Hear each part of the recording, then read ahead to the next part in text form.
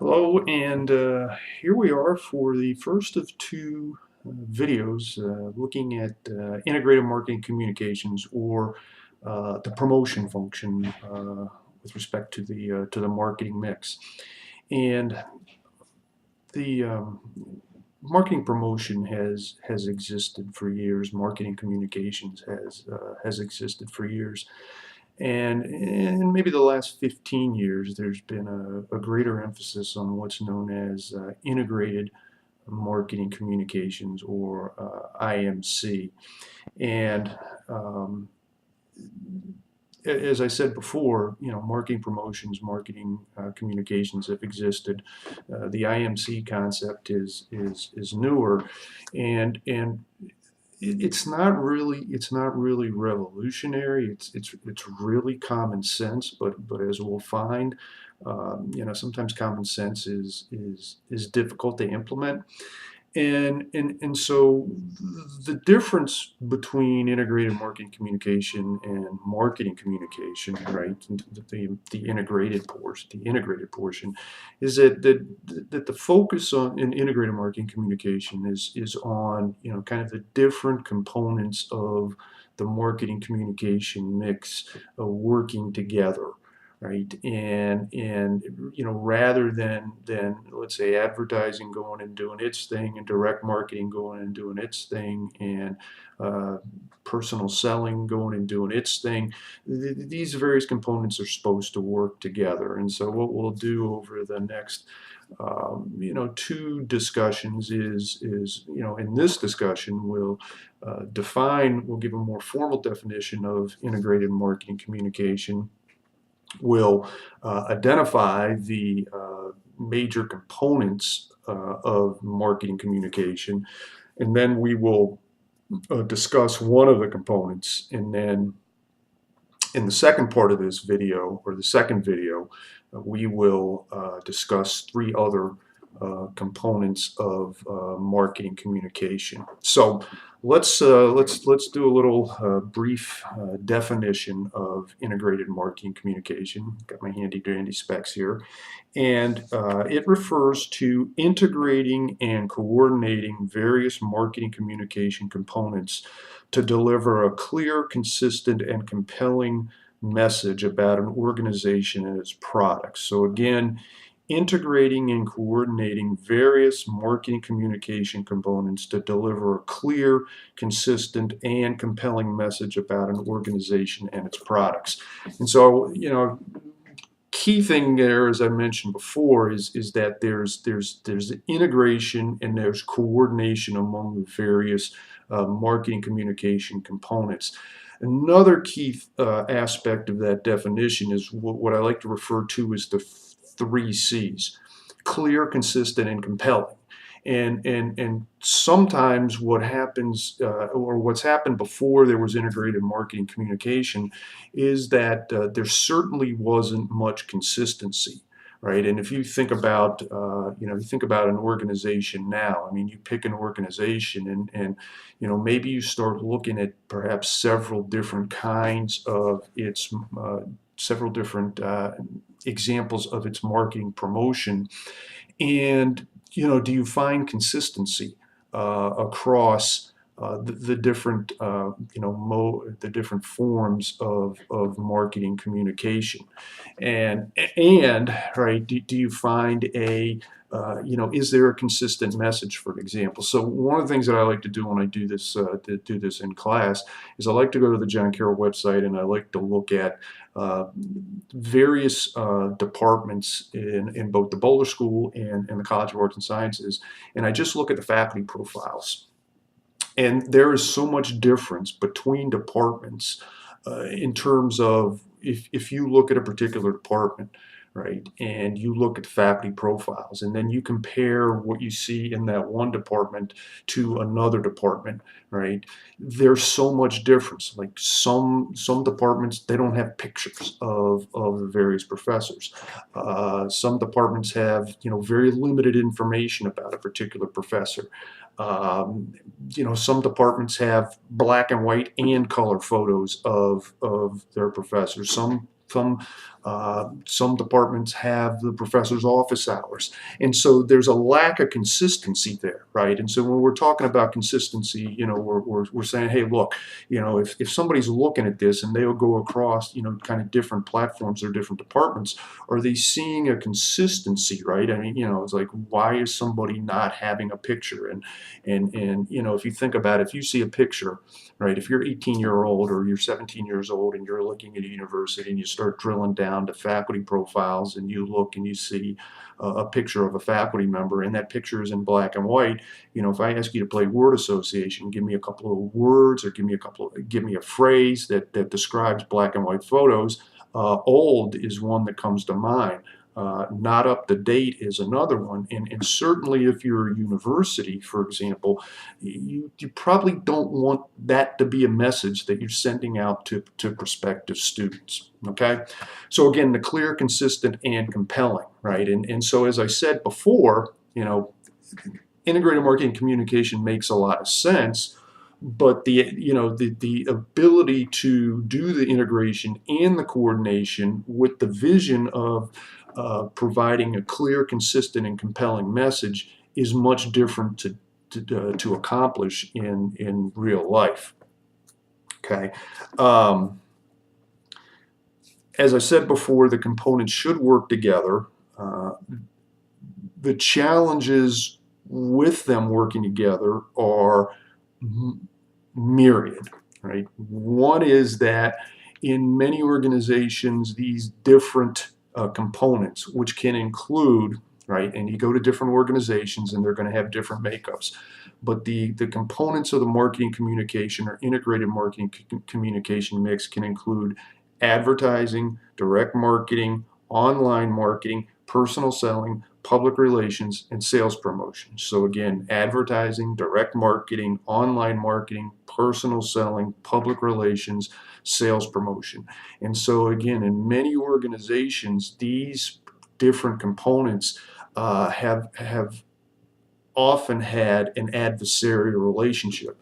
So the advertising people, they were looking to build, the advertising and it's kind of like you've only got as an organization, you've only got a certain amount of dollars that you can allocate for promotion. And so the advertising people would be figuring out ways that they could maximize the amount of promotion budget that would go to advertising. And similarly, the personal selling people would be doing the same thing. So there's there's historically been an adversarial relationship, and now integrated marketing communication saying, no guys, we all got to work together. We're all on the same team, and we need to be focusing on clear, consistent, and compelling messages. Organizations are resistant to change. You come in and let's say you're old, no offense, you come in, you're 23 years old and you start talking about integrated marketing communication, you tell people what it means, and somebody in the organization goes, well, you just graduated from college and I've been doing this for 25 years and Sophia over here has been doing it for 20 years and our organization has been functioning just fine. Why do we need to change something? And so there's a resistance to change. A third challenge associated with the components working together is that the different components don't always work on the same time scale. So or the time frame. So if you look at something like public relations is not necessarily looking for an immediate payback. Right, public relations. You're trying to stretch things out. You're trying to build you're trying to build your organization's equity across time. On the other hand, something like sales promotion, you're looking for a real fast bang for the buck. And so how do you coordinate, right? How do you coordinate different components when they have different time frames in terms of what they're trying to achieve? All right. So we've given you a little bit of background of integrated marketing communication. We've talked about some of the challenges. Again, the common sense stuff. If it sounds really good, it makes a lot of sense. But it's kind of the old saying, the devil is in the details. So we'll spend the rest of this video talking about advertising. And part of the reason I start with advertising is if you do an alphabetical thing, A is the first letter in the alphabet, and none of the other marketing communication components have an A in them. But another reason is that, as I mentioned way back at the beginning of the course, A lot of times when people think of marketing, they think of advertising, and advertising is often like so many other things that I've done in this course. I've tended to go to what I call maybe the lowest common denominator, or thing that people are most familiar with. Many people have some familiarity and exposure to advertising, and they would recognize an ad if you told them that's an ad. On the other hand, when you think about something like sales promotion, people might look at a coupon and they might know that it's a coupon, but they might not recognize that that a coupon is part of the sales promotion component of the integrated marketing communication mix. Okay, so again, we'll spend this time on advertising. And then in the next video, we will talk about direct marketing, personal selling, and sales promotion. We're not going to cover online marketing. We covered online marketing to some extent in the marketing in the 2010s, and I'm not going to spend time. We just don't have the time to devote to public relations. So advertising can be defined as any form of non-personal presentation and promotion paid for by an identifiable sponsor. Right, and so again, any form of non-personal presentation and promotion paid for by an identifiable sponsor. And one of the things to keep in mind with advertising is that people are exposed. You and I are exposed to an inordinate number of marketing promotions activities in the course of a day. And one of the things that advertising and the other forms of marketing communication have to consider is how can we break through the promotional clutter? Right? Because you're getting bombarded with messages. You're getting bombarded with messages maybe on your cell phone. If you're out and you're driving in your car, you might see mobile ads or billboard ads. You might see a bus that has an ad on the side of it. You watch a TV show, you're going to get hit with ads. If you listen to a radio program, you're going to get hit with ads. You may have something come across your smartphone where you get a blurb from a retailer saying, hey, this is going to be on sale for the next 2 hours. So part of the challenge that the various forms of marketing communication face is this idea of how do we cut through the promotional clutter. And that's important, and the book talks about this. There's a really important model. It's called the AIDA model, AIDA model. That an A stands for either attention or awareness. The I stands for interest.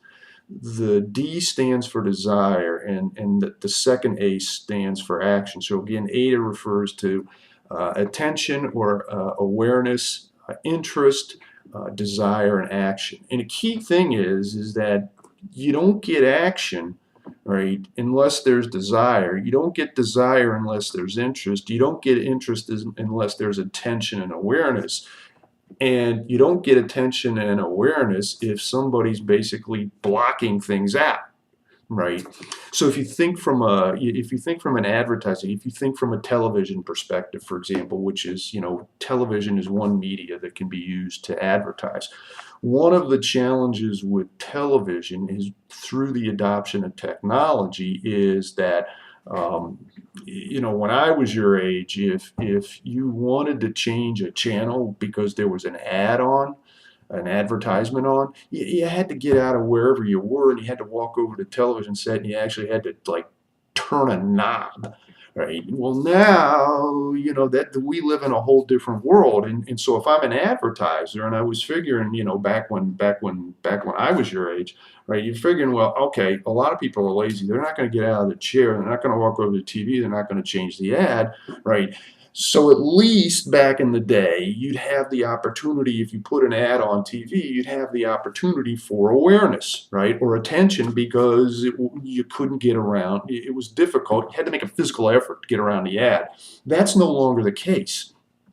And so it's caused organizations to kind of really rethink, their approach, when they keep in mind the AIDA model, the AIDA model. How can we get attention? So in the case of TVs and in the case of movies, for example, what you see is you see something called product placement. This is the idea that if you're watching a TV show and maybe they're using some sort of personal computer, it might be an Apple, or it might be a Dell, or it might be a Hewlett Packard. That's oftentimes intentional.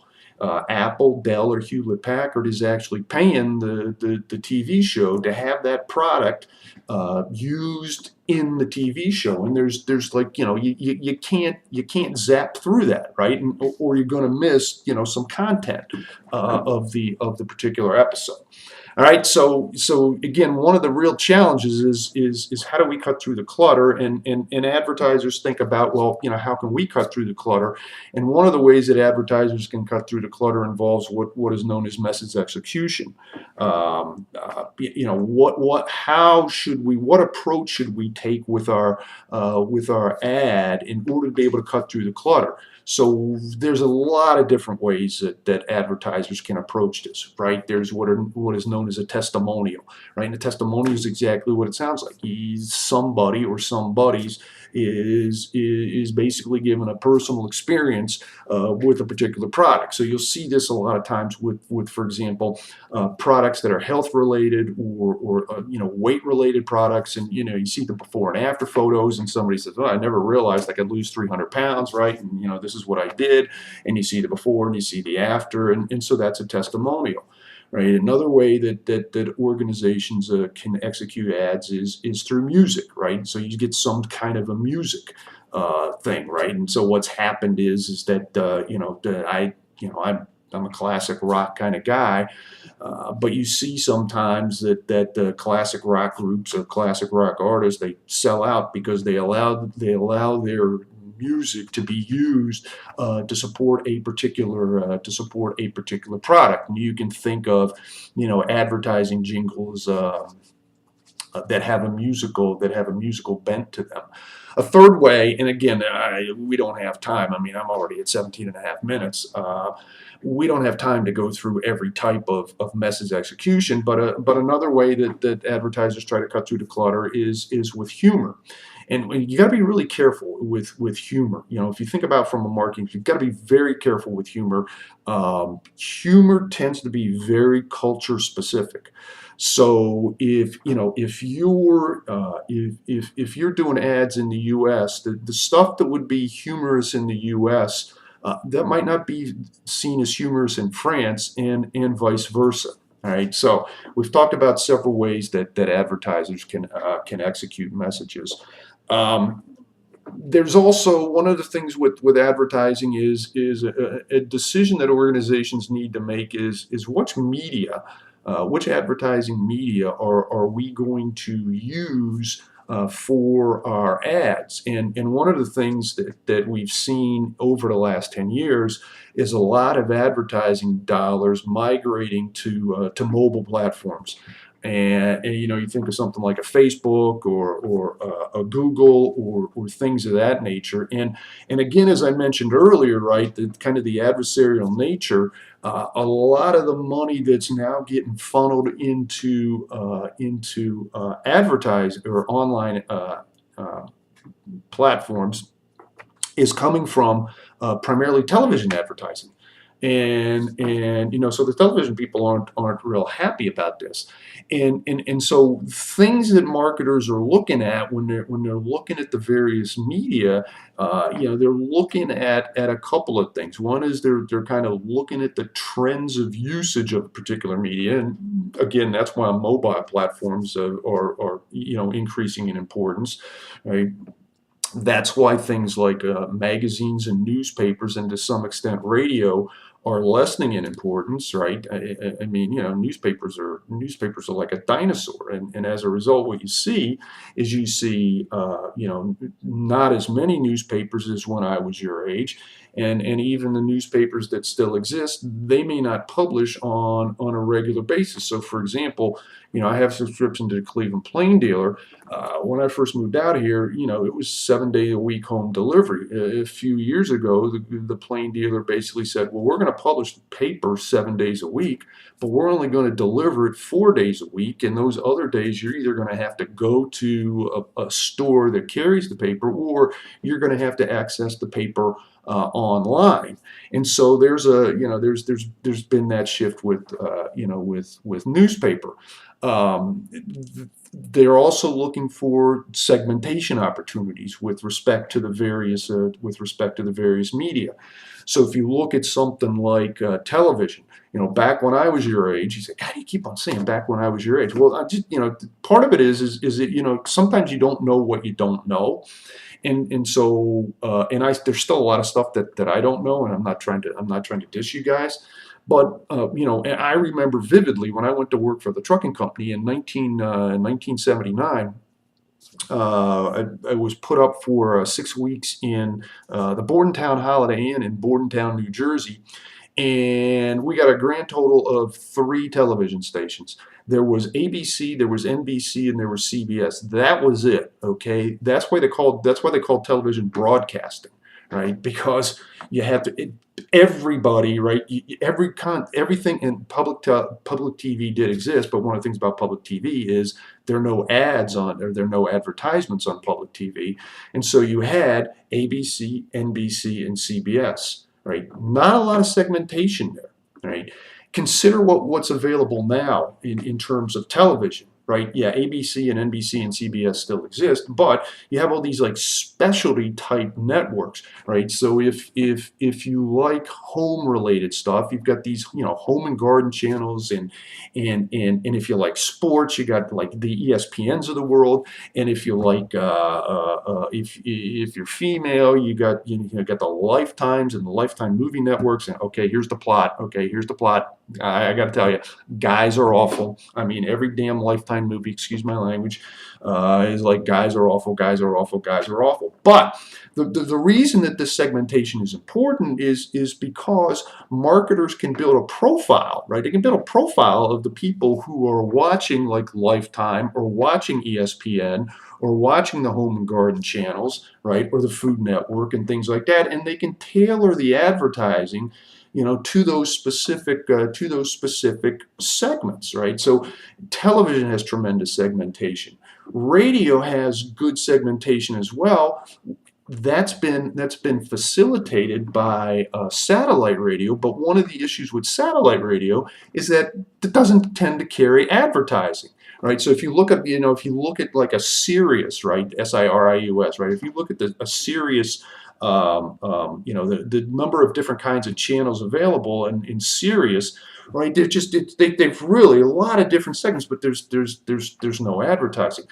Newspapers don't tend to have real good segmentation opportunities, right? I mean, so you got an issue there. Magazines are a little better, right, in terms of segmentation opportunities, but they have limitations. But they have limitations as well. So then there's a lot of different considerations that marketers are keeping in mind when they're trying to figure out, exactly where their advertising dollars could be spent.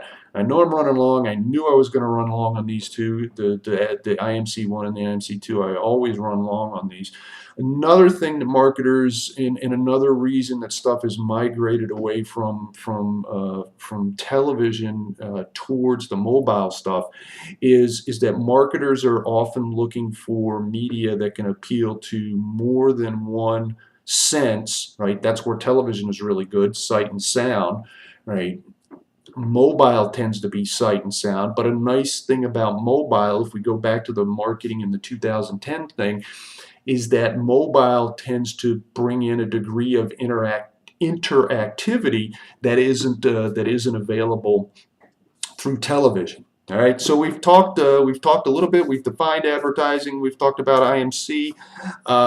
We did a little overview of media. We're at 21 and a half minutes, or excuse me, 24 and a half minutes. I'll stop now, and I will see you for the final video, which is IMC Part 2. See you. Bye.